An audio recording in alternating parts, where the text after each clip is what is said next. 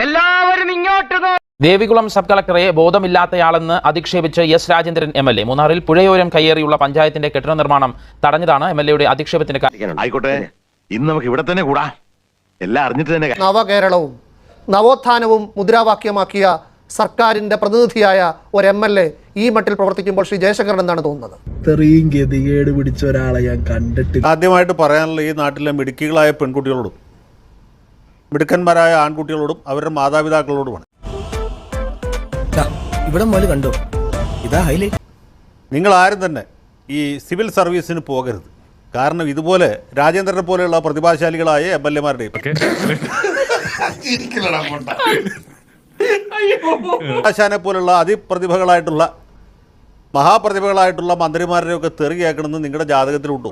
നിങ്ങൾ എന്ത് വിധി ഇത്, വല്ലാത്ത ചതി ഇത് എന്ന് പറഞ്ഞ അവസ്ഥയായി പോയല്ലോ. ഉച്ചയ്ക്ക് വിളിച്ചാൽ ഞങ്ങൾ ചർച്ച വിളിച്ചാൽ മാന്യമായ പെരുമാറ്റം ഉണ്ടാവണം.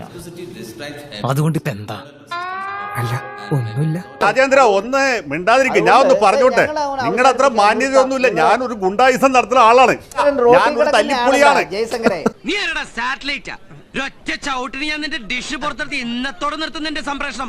ഈ ബുദ്ധിയുള്ള കുട്ടികൾ ആരും സിവിൽ സർവീസിന് പോകരുത്. ഇന്നത്തെ പോലെ ആളുകളുടെ വായിലെ തെറിയാക്കാൻ നിങ്ങൾക്ക് എന്തിന്റെ അസുഖമാണ്? ഞാനൊരു മണ്ടനാണെന്ന് നിനക്ക് സംശയം തോന്നുന്നുണ്ടോ? മുമ്പ് എനിക്ക് അങ്ങനെ സംശയമുണ്ട്, ഇപ്പൊ ഉറപ്പായി.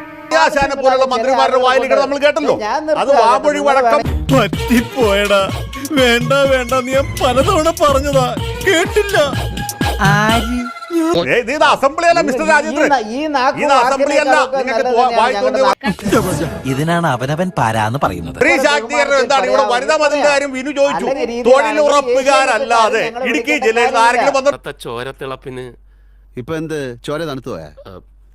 തണുത്ത് മരവിച്ചു എന്ന് പറയുന്നതാവും. അവരെന്താ വന്നത്? അവരുടെ അന്നത്തെ കൂലി പോകും എന്നുള്ളതുകൊണ്ട് വന്നതാ. ഞാൻ എന്റെ ജാതകം ഒന്ന് നോക്കിച്ചാലോ എന്ന് ആലോചിക്കായിരുന്നു. എന്തിന് ഈ മാനഹാനും ദ്രവ്യനഷ്ടം എത്ര കാലം കൂടി? അത് ജയശങ്കർക്ക് എന്തറിയാം? എനിക്കൊന്നും അറിയില്ല രാജേന്ദ്ര. ഞാൻ കോപ്പി അടിച്ച് LLB പാസ്സായ ആളാണ്. പോലെ പഠിച്ച് പണ്ഡിതനായ ഒരാളല്ല, പാവപ്പെട്ടവനാണ്, ബുദ്ധിയില്ലാത്ത ആളാണ്, പൊട്ടനാണ്, ബുദ്ധിയുടെ പാരമ്യത്തിലെത്തിയ ആളാണ് രാജേന്ദ്രൻ. മണിയാശാൻ അതുപോലുള്ള പ്രതിഭകൾ ഇവിടെ ഇല്ല. അവരൊക്കെ നിയമസഭ കിട്ടിയാ ഇല്ല, ചോദിച്ചു വാങ്ങിച്ചു പോവാ.